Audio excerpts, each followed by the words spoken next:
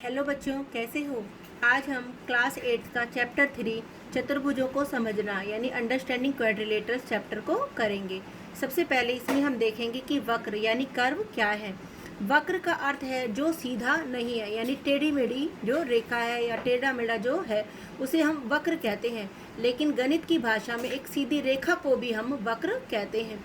वक्र दो तरह का होता है, खुला वक्र और बंद वक्र।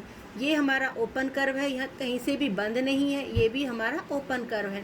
और ये वक्र हमारा क्लोज्ड है यानी बंद है, ये भी हमारा बंद वक्र है। बहुभुज क्या है? पॉलीगन्स, रेखा खंडों से बनी हुई साधारण बंद वक्र को हम बहुभुज कहते हैं। यानी बहुभुज सिर्फ एक तो रेखा खंडों से बना होना चाहिए और दूसरी बात उसे बंद वक्र होना चाहिए। जैसे कि ये 1, 2, 3 हमारे 3 एग्जाम्पल्स हैं। ये तीनों एग्जाम्पल्स बंद भी हैं और इनमें सिर्फ रेखा खंडों का प्रयोग हुआ है। चौथे और पांचवें एग्जाम्पल्स में रेखा खंडों का प्रयोग तो हुआ है, लेकिन ये वक्र कैसे हैं? हमारे खुले हैं, ये बंद वक्र नहीं है, तो इसलिए इनको हम बहुभुज नहीं कह सकते। बहुभुज कैसे कैसे हो सकते हैं? यदि हमारी 3 भुजाएं हैं तो उसे हम त्रिभुज बोलते हैं और ये हमारी त्रिभुज की आकृति है।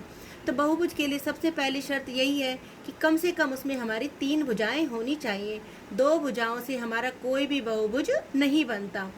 4 भुजाएं हो उसे हम चतुर्भुज बोलते हैं, 5 भुजाएं उसे हम पंचभुज, 6 भुजाएं हो षडभुज, 7 भुजाएं हो सप्तभुज और 8 भुजाएं हो उसे हम अष्टभुज बोलते हैं। अब हम आगे देखते हैं कि बहुभुज की आसन भुजाएं, आसन शीर्ष और विकर्ण क्या होते हैं, यानी adjacent sides, vertices and diagonals क्या हैं।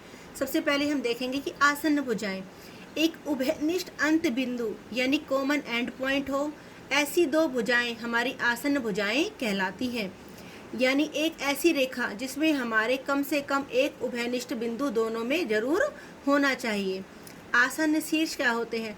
जो हमारी आसन भुजा है उसके अंत बिंदु को यानी एंड पॉइंट्स को हम आसन शीर्ष बोलते हैं। और विकर्ण ऐसे 2 शीर्ष जो आसन नहीं है, यदि हम उन्हें मिलाएं तो उसे हम विकर्ण कहते हैं। अब एक आकृति के द्वारा आसन भुजाएं, आसन शीर्ष और विकर्ण को हम अच्छे से समझेंगे और उससे आपको अच्छे से क्लियर भी हो जाएगा।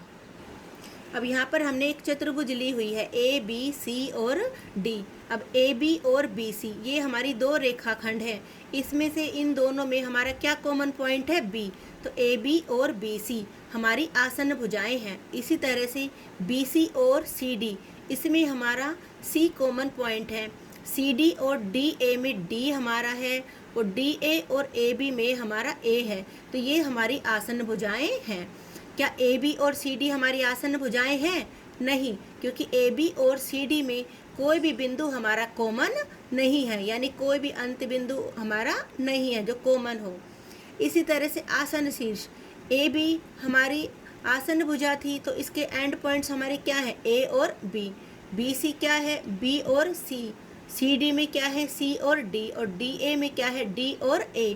ये हमारे आसन शीर्ष हैं। अब क्या A और C हमारे आसन शीर्ष हैं? नहीं, ये हमारे आसन शीर्ष नहीं हैं।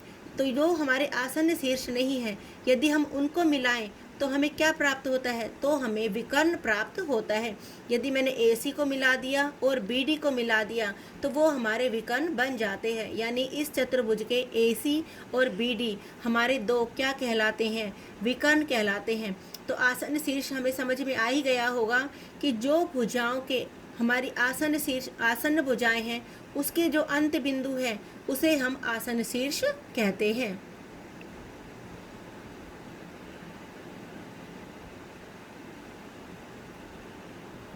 अब जो भी हम आकृति बनाते हैं, जो हमारा बंद वक्र होता है उसके हमेशा 3 भाग होते हैं। एक उसका अंदर का भाग, एक उसका बाहर का भाग और एक वो आकृति की बाउंड्री यानी उसकी परिसीमा। अब जैसे हमने 3 बिंदु दिखाए हुए हैं। A बिंदु क्या है? इस आकृति के अंदर है यानी इंटीरियर में है। और C कहाँ है? इसके बाहर यानी एक्सटीरियर में। और B कहाँ है? इस आकृति की बाउंड्री पे यानी परिसीमा पर। तो बंद वक्र के कौन से 3 भाग हुए? एक तो अभ्यंतर, एक उसकी परिसीमा और उसके एक बहिर्भाग में। और ये हमारे अभ्यंतर में A बिंदु है और परिसीमा पर B बिंदु है और बहिर्भाग में हमारा C बिंदु है। अब हम आगे देखेंगे कि उत्तल बहुभुज क्या है, यानी कन्वेक्स पॉलीगॉन क्या है। ये हमारी एक आकृति है और यहाँ पर हमने एक दूसरी आकृति ली हुई है। तो ऐसे बहुभुज जिनके विकर्णों का कोई भी भाग बहिर्भाग में नहीं होता उसे हम उत्तल बहुभुज कहते हैं।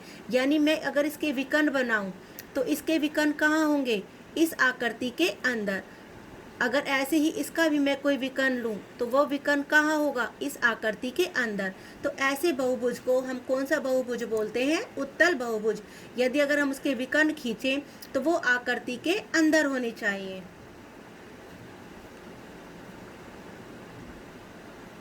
अब हम आगे देखेंगे कि अवतल बहुभुज यानी कनकेव पॉलीगॉन क्या है। अब हमने यहाँ दो आकृति बनाई हुई है। यदि मैं इसका विकर्ण खींचूं यानी मैं इसके दो पॉइंट्स को मिलाऊं तो वो कहाँ होंगे? इस आकृति के बाहर। यदि इसके दो पॉइंट्स मिलाऊं तो वो भी कहाँ होंगे? आकृति के बाहर। तो ऐसे बहुभुज हमारे कैसे बहुभुज कहलाते हैं? अवतल बहुभुज। और एक एग्जाम्पल से हम समझ सकते हैं। ये हमारी कोई एक आकृति है। इस आकृति के अंदर मैंने दो पॉइंट्स लिए। यदि मैंने इन दो पॉइंट्स को मिलाया तो ये दोनों पॉइंट्स कहाँ हैं? इस आकृति के अंदर ही हैं। लेकिन अगर इस आकृति के अंदर मैंने दो बिंदु लिए P और Q और इन दोनों बिंदुओं को मैंने मिलाया तो इसका कुछ भाग हमारा इस आकृति के बाहर है। इतनी रेखा हमारी कहाँ आ रही है? इस आकृति से बाहर। तो ये हमारा उत्तल बहुभुज नहीं है और ये हमारा उत्तल बहुभुज है। यानी अगर हम उस आकृति के अंदर दो बिंदु लें और उनको अगर हम मिलाएं तो अगर वो आकृति के अंदर आते हैं तो उसे हम उत्तल बहुभुज बोलते हैं। और यदि उसके कुछ भी भाग या थोड़ा सा भी भाग बाहर हो या सारा भाग बाहर हो तो ऐसे बहुभुज को हम अवतल बहुभुज कहते हैं। अब आता है सम बहुभुज यानी रेगुलर पॉलीगॉन्स क्या हैं? सम का मतलब होता है बराबर, बहु का मतलब बहुत सारी और भुज का मतलब भुजाएं। यानी जिसकी सारी भुजाएं बराबर हों और उसके सारे कोण भी बराबर हों, ऐसी आकृति को हम समबाहुभुज कहते हैं। तो सबसे पहले हम त्रिभुज से ही स्टार्ट करते हैं। जिस त्रिभुज की तीनों भुजाएं और उसके तीनों कोण बराबर हो उसे हम समबाहु त्रिभुज कहते हैं। ये हमारी समबाहु त्रिभुज है। इसकी तीनों भुजाएं बराबर हैं और इसके फिर तीनों कोण भी बराबर हैं और इसका प्रत्येक कोण हमारा कितने का हो जाएगा? 60 का, क्योंकि त्रिभुज के तीनों कोणों का जोड़ होता है 180 और तीन भुजाएं हैं तो बराबर बराबर तीनों कोणों को बांटा तो हमारे कितने कितने क्या आए? 60 डिग्री के। तो समबाहु त्रिभुज भी हमारी एक समबाहुभुज है। हमारा दूसरा एग्जाम्पल वर्ग। वर्ग की भी चारों भुजाएं बराबर होती हैं और वर्ग का प्रत्येक कोण कितने डिग्री का होता है? 90 का। यानी चतुर्भुज है ये, चतुर्भुज के चारों कोणों का जोड़ होता है 360 और हम 4 से भाग करें तो हमारा प्रत्येक कोण कितने का निकल कर आता है? 90 डिग्री। ऐसे ही समपंचभुज। समपंचभुज में प्रत्येक कोण जो हमारे टोटल इसके पांचों कोण हैं, पांचों कोणों का जोड़ होता है 540। अब क्योंकि इसके सारे कोण बराबर हैं तो बराबर बराबर हिस्सों में बटेंगे। कितने बराबर बराबर हिस्से करने हैं हमें? 5। तो प्रत्येक कोण समपंचभुज का कितने का हो जाएगा? 108 डिग्री। यानी समबाहु त्रिभुज, वर्ग और समपंचभुज ये सारे हमारे किसके उदाहरण हैं? समबाहुभुज के। अब हम करते हैं कोण योग गुणधर्म यानी एंगल सम प्रॉपर्टी क्या है। ये हमारी त्रिभुज है और त्रिभुज के तीनों कोणों का जोड़ हमारा कितना होता है? 180। ये हमारी एक चतुर्भुज है। हमने इसका एक विकर्ण ले लिया AC, तो ये अब हमारी कितने त्रिभुजों में बट गई? अब ये हमारी दो त्रिभुजों में बट गई। कौन सी दो त्रिभुजें हैं हमारी? ABC और दूसरी त्रिभुजें हैं हमारी ACD। अब दो त्रिभुज हैं तो नेचुरल है इस त्रिभुज में भी 3 कोण होंगे और इस त्रिभुज में भी 3 कोण होंगे। यानी हमारे टोटल कोण कितने हो गए? 6। त्रिभुज ABC के 3 कोण कौन कौन से हैं? 1, 3 और 2। और त्रिभुज ADC के 3 कौन से कोण हैं? 4, 5 और 6। यानी 1, 3 और 2 को जोड़ा हमारा 180 डिग्री, 4, 5 और 6 को जोड़ा हमारा 180 डिग्री। और यदि हम इन 6 के 6 कोणों को जोड़ दें तो हमारे किसके कोण बनकर आ जाते हैं? इस चतुर्भुज के। यानी 1, 2, 3, 4, 5, 6 हमने सारे कोणों को जोड़ लिया तो इन 3 कोणों का जोड़ 180 और इन 3 कोणों का जोड़ हमारा 180। यानी हमारे 6 कोणों का जोड़ 180 जमा में 180 हमारा कितना हो गया? 360। अब 1 और 4 से मिलकर हमारा कौन सा कोण बन रहा है? इन दोनों कोणों को इकट्ठा कर दें। यहाँ से 1 और यहाँ से लिया हमने 4, इकट्ठा किया तो हमारा क्या बना? A। 2 और 6 को मिला दे तो हमारा क्या कोण बन रहा है? C। तो ये हमारा 2 रहा, ये हमारा 6 रहा। इन दोनों को इकट्ठा कर दिया, इससे हमारा बन गया C। 3 और 5 हमारे ये रहे। 3 हमारा कोण B है और 5 हमारा कोण D है। यानी ABCD चारों कोनों का जोड़ हमारा कितना निकल कर आ गया 360। तो एक चतुर्भुज के चारों कोनों का जोड़ हमारा कितना होता है 360। दो त्रिभुजें बनी, सीधी सी बात है, इस त्रिभुज के तीनों कोनों का जोड़ 180, इस त्रिभुज के तीनों कोनों का जोड़ 180 और 6 कोनों को जोड़ दिया तो 180 जमा 180 तो कितना हो गया हमारा 360। तो चारों कोनों का जोड़ हमारा कितना हो गया 360।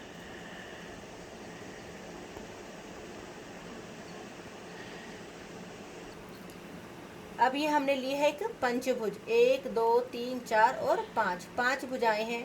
इसको हमने विकर्ण बनाकर 3 त्रिभुजों में बांट लिया। इसके 3 त्रिभुज हो गई, एक ये वाली, एक ये वाली और एक ये वाली। तो 3 त्रिभुज है तो 3 इसके कोण हुए, 3 इसके और 3 इसके। तो हमारे टोटल कोण कितने हुए 9। 180 का ये, 180 ये और 180 ये।